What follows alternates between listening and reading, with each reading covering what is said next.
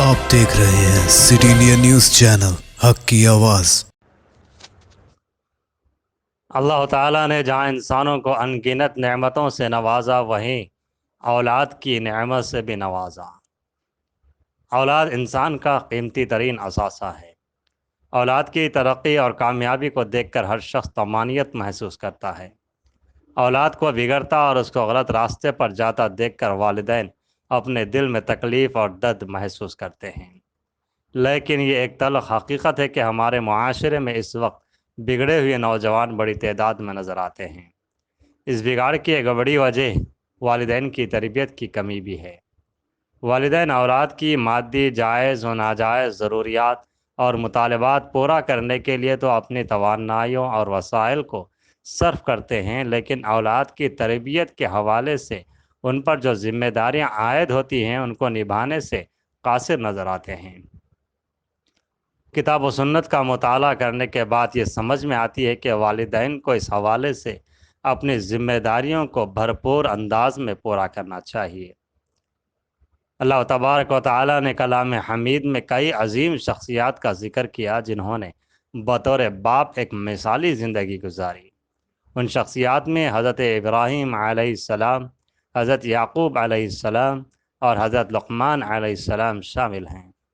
इन तमाम शख्सियात ने बतौर बाप मिसाली ज़िंदगी गुजारी और आने वाली नस्लों के लिए मिसाल बन गए। किताब व सुन्नत और उन शख्सियात की सीरत के मुताले के बाद तरबियत औलाद के हवाले से कई अहम नुकात सामने आते हैं, जिनमें चंद अहम दर्ज झैल हैं। पहला, औलाद को अच्छे कामों की नसीहत करना।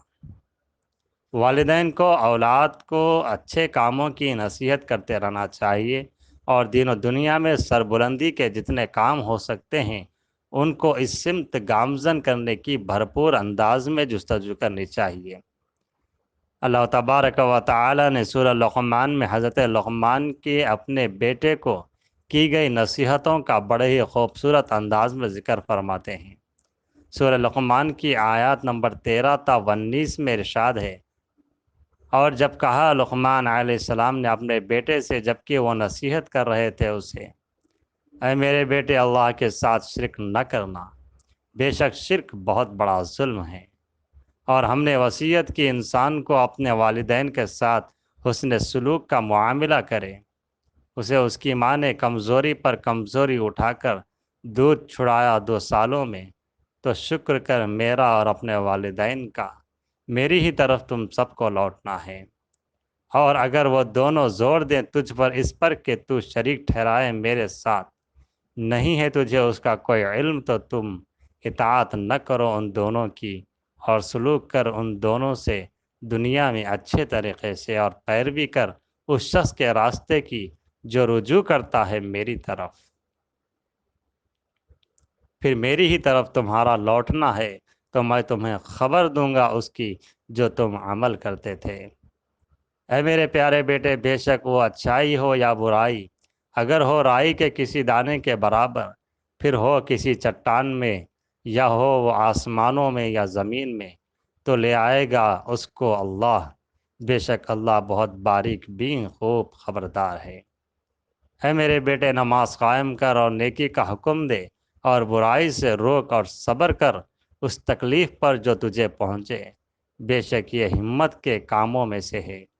और ना फला अपना रुखसार उन लोगों के लिए, और मत चल ज़मीन में अकड़ कर, बेशक अल्लाह नहीं पसंद करता हर तकब्बुर करने वाले, फ़ख्र करने वाले को। और म्याना रवि रख अपनी चाल में और पस्त रख अपनी आवाज़ को, बेशक आवाज़ों में से बदतरीन यकीनन गधों की आवाज़ है। इन नसीहतों पर गौर व फिक्र करने से यह बात समझ में आती है कि हज़रत लुक़मान अलैहिस्सलाम ने अपने बेटे को उन तमाम उमूर के बारे में नसीहत की जो अक़ायद, वालिदैन की खिदमत और लोगों से हुस्न सलूक से मुताल्लुक़ थे। चुनांचे हज़रत लुक़मान अलैहिस्सलाम की हकीमाना नसीहतों से सबक हासिल करते हुए हमें भी अपनी औलाद को अच्छे कामों की नसीहत करते रहना चाहिए। दूसरा, औलाद को अच्छे कामों में शरीक करना।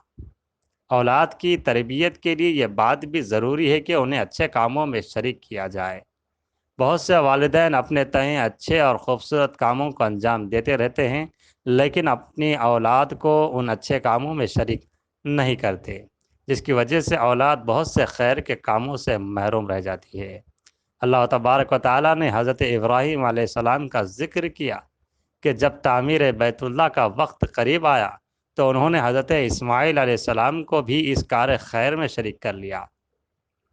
سورہ بقرہ کی آیت 127 تا 128 میں ارشاد ہے، اور جب بلند کر رہے تھے ابراہیم بنیادیں بیت اللہ کی اور اسماعیل بھی، اور وہ دعا کر رہے تھے ہمارے رب قبول فرما ہم سے یہ خدمت، بے شک تو ہی سننے والا جاننے والا ہے۔